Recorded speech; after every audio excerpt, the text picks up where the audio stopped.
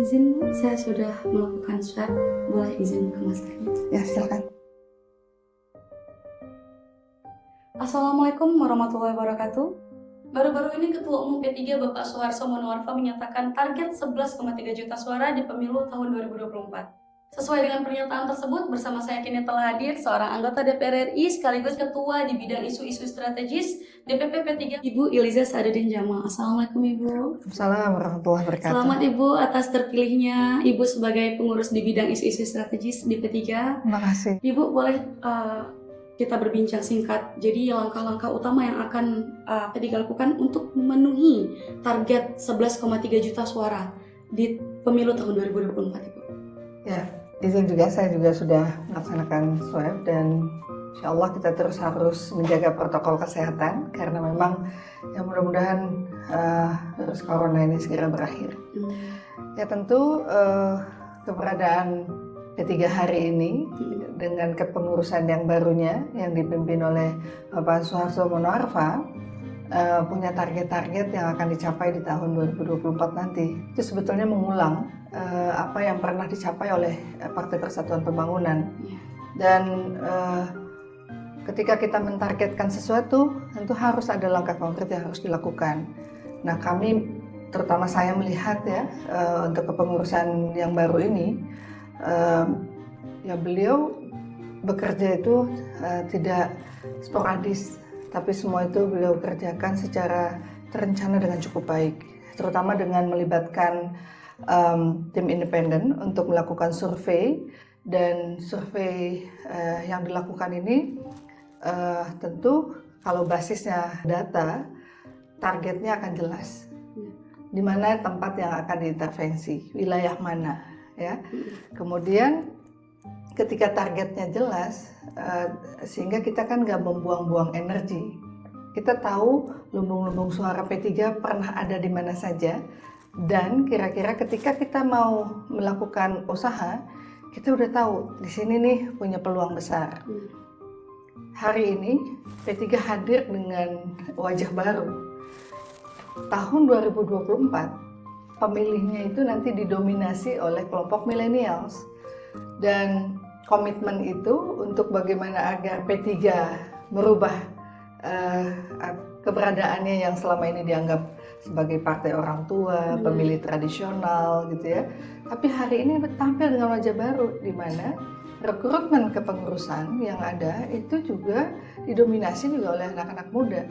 Dan anak-anak muda millennials ini juga tidak hanya berasal dari P3, bahkan ada yang juga berpindah, berhijrah dari partai lain ke partai P3.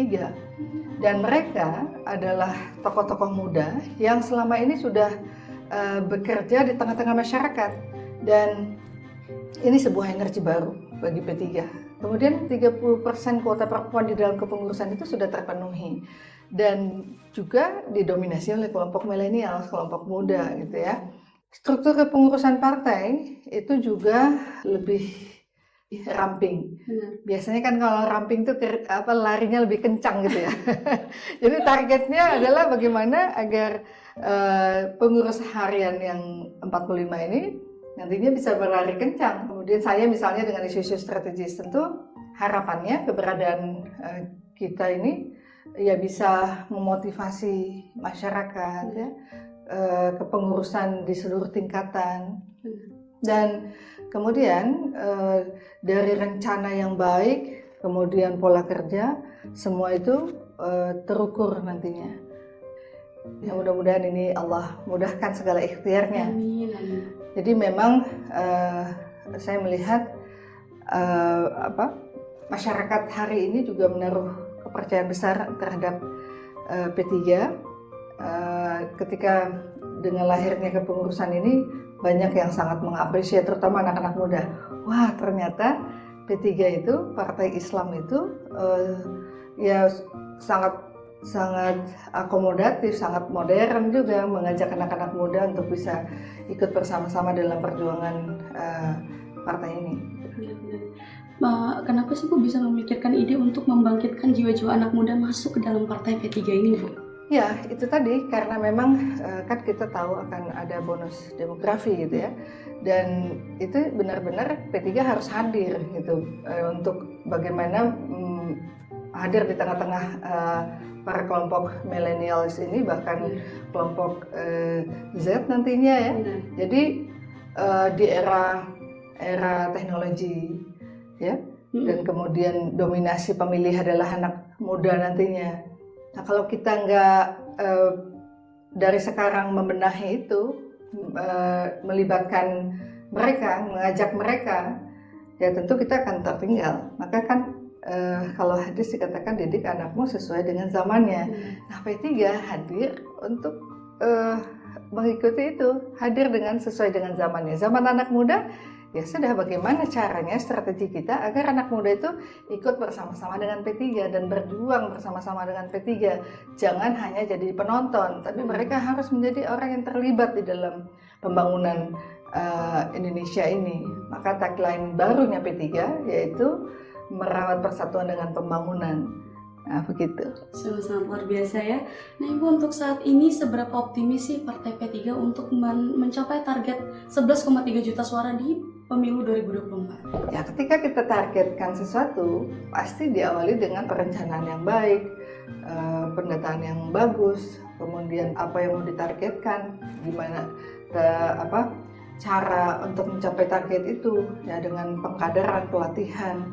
Kemudian ada pemilih sampai melihat mana lokal champion yang ada gitu ya. Nah, jadi kalau ini benar-benar bisa dilakukan, insya Allah kami sangat optimis gitu. Apalagi memang ketika tagline tadi merawat persatuan dengan pembangunan, kita tahu misalnya terjadi disintegrasi di sekarang ini gitu ya, banyak isu-isu perpecahan gitu ya.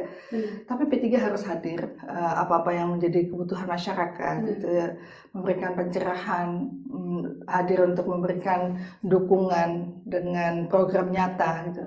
Dan Ibu adalah salah seorang wanita Aceh yang pastinya sangat dibanggakan oleh rakyat Aceh ya. Adakah inovasi yang akan Ibu lakukan untuk kedepannya?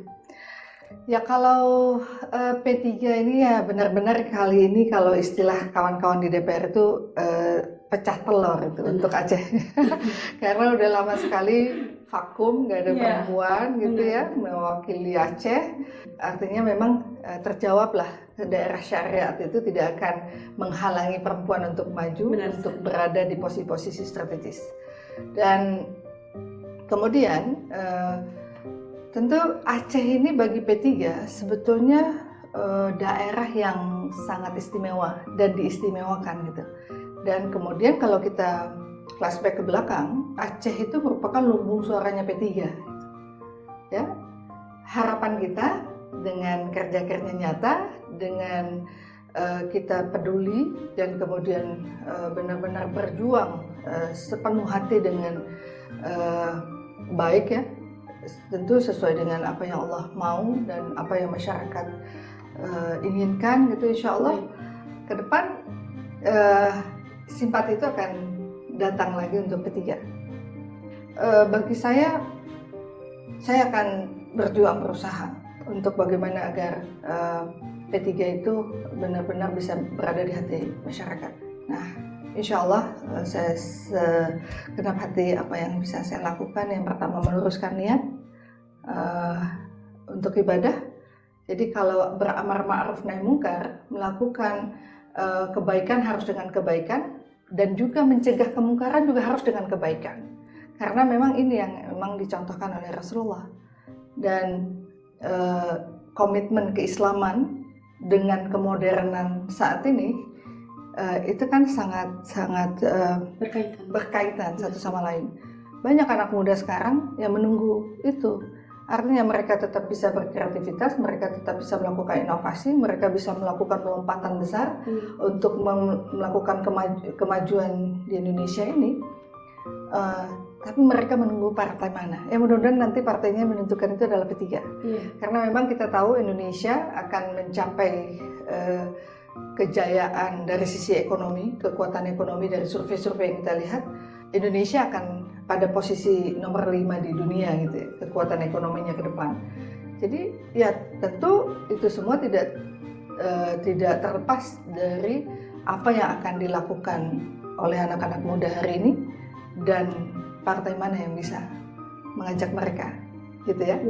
Kalau parliamentary threshold 4% dan segala macam kan itu udah urusan semua partai, target semua partai.